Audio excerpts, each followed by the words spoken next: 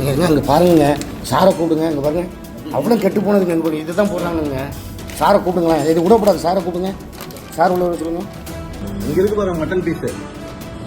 அண்ணா இங்கே வாங்க. போட்டு கொடுத்துருவேமா வாங்க. இதை பாருங்க, இதை போட்டு போட்டு கொடுத்துருவாங்க போல. உங்க வாங்க வர சொல்லி உள்ள கம்பெனியாக போனாங்க.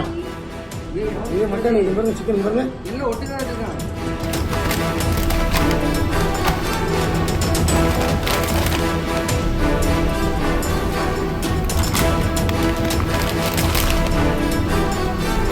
பாருங்க லெக் பீஸ் பாருங்க, பாருங்க 8 கிலோ பாருங்க லெக் பீஸ்.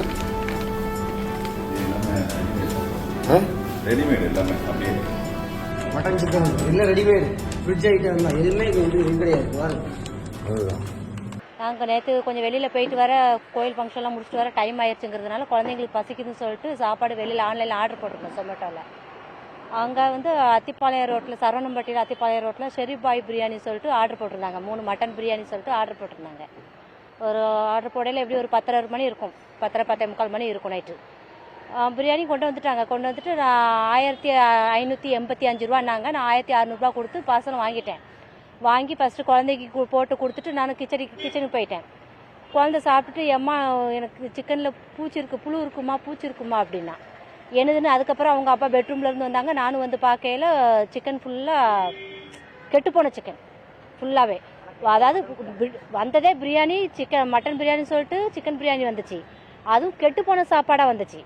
அப்படி வச்சிருமான்னு சொல்லிட்டு உடனே நாங்கள் கால் பண்ணோம். நாங்கள் கால் பண்ணால் ஒரு ஹிந்திக்காரன் எடுத்துகிட்டு, எனக்கு தமிழ் தெரியாது, ஃபோனை வை அப்படிங்கிறான். அந்த ஃபோனை வைங்கிற மாதிரி அதாவது தமிழ் கலந்து ஹிந்தியில் பேசுகிற மாதிரி வை சொல்லிட்டு கட் பண்ணிட்டான். மறுபடியும் 2 தடவை ட்ரை பண்ணோம் நாங்கள். மறுபடியும் அப்படியே கட் பண்ணிட்டு வச்சுட்டான். இவன் என்ன இப்படி நம்ம சாப்பாடு என்ன சும்மாவா வாங்குறோம், இதை குழந்தை சாப்பிட்டு என்னத்துக்கு ஆகும் அப்படின்னு சொல்லிட்டு வா நேரில் போக சொல்லிட்டு நாங்கள் நேரில் வந்துட்டோம். வர்றதும் எங்களுக்கு அதாவது இந்த ஒரு லொக்கேஷன் வந்து இது ஒன்று மட்டுமே காமிக்க, கோயம்புத்தூரில் ஆர்எஸ் புரம் காமிக்குது, இல்லைன்னா இது காமிக்கும், மாற்றி எங்களுக்கு லொக்கேஷன் காமிச்சிட்டே இருந்தது. எப்படி நாங்கள் ஒரு வழியாக வந்துட்டோம். நாங்கள் எங்கள்கிட்ட லாஸ்ட் பிரியாணி கொடுத்துட்ருப்போம் நினைக்கிறேன். நான் வந்து பார்த்தேன்னா இங்கே 3 பேர் இருக்காங்க, ஷெரீப் பாய் பிரியாணி சொல்லிட்டு. ஆனால் படத்தில் போட்டிருக்குது, ஆன்லைனில் அந்த படத்தில் போட்டோன்னா பெரிய ராயலாக போட்டிருக்காங்க படம்லாம். இங்கே வந்து பார்த்தோன்னா இங்கே இருக்கிறவங்களுக்கே இது பிரியாணி கிடையாது, எங்களுக்கே இப்போ தான் தெரியுது அப்படிங்கிற மாதிரி சொல்கிறாங்க இங்கே உள்ளவங்களே. சரி மேலே போய் என்னடா ஃபோன் பண்ணால் பதில் சொல்ல மாட்டியா, ரெஸ்பான்ஸ் பண்ண மாட்டியா அப்படின்னு கேட்டதுக்கு 2 பேர் ஹிந்திக்காரங்க இருக்காங்க, ஒருத்தர் வந்து தமிழ்காரு. அவங்க அந்த 2 பேர் எனக்கு தெரியாது உனக்கு தெரியாதுங்கிறாங்க. அந்த தமிழ் தெரிஞ்சவங்க நான் தான் மிஸ்டேக்காக பண்ணிட்டேன் அப்படிங்கிறாங்க. மிஸ்டேக்காக பண்ணாலும் ஃபோன் பண்ணால் ரெஸ்பான்ஸ் பண்ண மாட்டேன், என்ன பிரியாணி கொடுத்துட்ருக்க, கெட்டு போன பிரியாணி கொடுத்துருக்க, இது குழந்தைங்க சாப்பிட்டு என்ன ஆகுறது அப்படி சொல்லிட்டு இவங்க சத்தம் போட்டாங்க.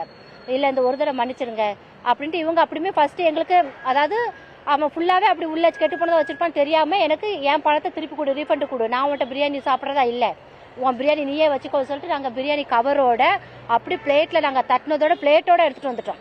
எல்லாமே அவன் பில்லோட சேர்த்து எடுத்துகிட்டு வந்து, இந்தா நீ எல்லாமே நீயே வச்சுக்க, என் பைசா கொடுத்துரு அப்படின்னு. அவன் நாளைக்கு தரேன் இன்னைக்கு தரேன்னு சொல்லிட்டு இருந்தான். எனக்கு இப்போவே என் பணம் வேணும், நீ பிரியாணி நாளைக்கு கொடுத்துட்டு இன்னைக்கு கொடுத்துட்டு நாளைக்கு பைசா தரேன்னு சொன்னால் கேட்பியா, எனக்கு இப்போவே பணம் வேணும் அப்படின்னு நின்னோம். அப்புறம் ஒரு 1 ஹவராக இருக்கும். அப்புறம் மேனேஜருக்கு கால் பண்ணுறாங்க, 3/4 மணி நேரமாக அவன் மேனேஜர் கால் எடுக்கவே இல்லை. அதுக்கப்புறம் ரொம்ப நேரம் கழிச்சு தான் மேனேஜர் கால் எடுக்கிறாரு. அவரும் அப்படி தான் சொல்கிறாரு, எனக்கு இப்போ வேணும் அப்படின்னு சொல்லிட்டு. நானும் என் பையன் என் ஹஸ்பண்ட் 3 பேர் தான் வந்திருந்தோம் நேற்று நைட்டு. உள்ளே போய் பார்த்தோன்னா அவங்க ஃப்ரீசரில் மட்டன் பீஸாக இல்லை. மொத்தத்தில் ஒரு இதில் நம்ம பிரியாணியில் மிச்சம் உள்ள கறி துண்டெல்லாம் இருக்கும் பாருங்க, அப்படி சாப்பாட்டு பொறுக்கையோட அதை ஒரு ட்ரை வச்சுருக்காங்க அந்த ஃப்ரீசருக்குள்ள ஒரு பாக்ஸு. இன்னொரு நிறைய பாக்ஸில் கெட்டு போன சிக்கனாக வச்சுருக்காங்க. அதில் வெள்ளை புழுவா பேக்கெட்டும் இருக்குது, பாத்திரத்துலையும் இருக்குது, அதில் வெள்ளை கலர் புழுவா உள்ளே இருக்குது. இதை அப்படி வச்சுருக்காங்க. அப்புறம் டஸ்ட்பின் நம்ம வேஸ்ட் துணி போடுற மாதிரி இது இருக்குல்ல, பேஸ்கெட் இருக்குல்ல, அதில் சாப்பாடு போட்டு வச்சுருக்குறாங்க இந்த வேஸ்ட் பிரியாணியெல்லாம். அதே பிரியாணியும் எங்களுக்கு அனுப்பிவிட்ட பிரியாணியும் சேம், அதுலேருந்து தான் எங்களுக்கு கொடுத்துருக்குறாங்க. நான் என்னப்பா இந்த 2 பிரியாணி ஒன்றா இருக்குது அப்படிங்க, நமக்கு இதுலேருந்து தான் கொடுத்துருப்பாங்கப்பா அப்படின்ட்டு அதுக்கப்புறம் தான் நாங்கள் பார்க்குறோம். அதுலேருந்து தான் எடுத்து கொடுக்குறாங்க. நாங்கள் அதுக்கப்புறம் இது என்ன அப்படின்னு, இல்லை இதில் வேஸ்ட்டு, அப்புறம் இது என்னன்னு எங்கள் பிளேட்டை பார்த்து கேட்டோம். அப்புறம் இது என்ன அப்படின்னு, இது பிரியாணி, இதெல்லாம் நாங்கள் எடுத்து கொடுக்குறதில்ல அப்படின்னா நம்மளால் எப்படி அதை ஒத்துக்கொள்ள முடியும்? அதுவும் ஒன்று போல் இருக்குது, இதுவும் ஒன்று போல் இருக்குது, எப்படி ஒத்துக்கொள்ள முடியும்? அதுவும் இல்லாமல் அது ஒரு கிச்சன் மாதிரி இல்லை. அதை நான் எப்படி ஒரு ஹைஜீனிக்காக வைக்க வேண்டிய இடத்த அவ்வளோ ஒரு அசுத்தமாகவும், அந்த ஃபுல்லாக கெட்டுப்போன பொருட்கள் தான். ஃபுல்லாக எதுவுமே ஒரு சுத்தமான பொருட்கள் நம்ம எதுவுமே உள்ளே பார்க்க முடியாது அந்த ஃப்ரீசரில்.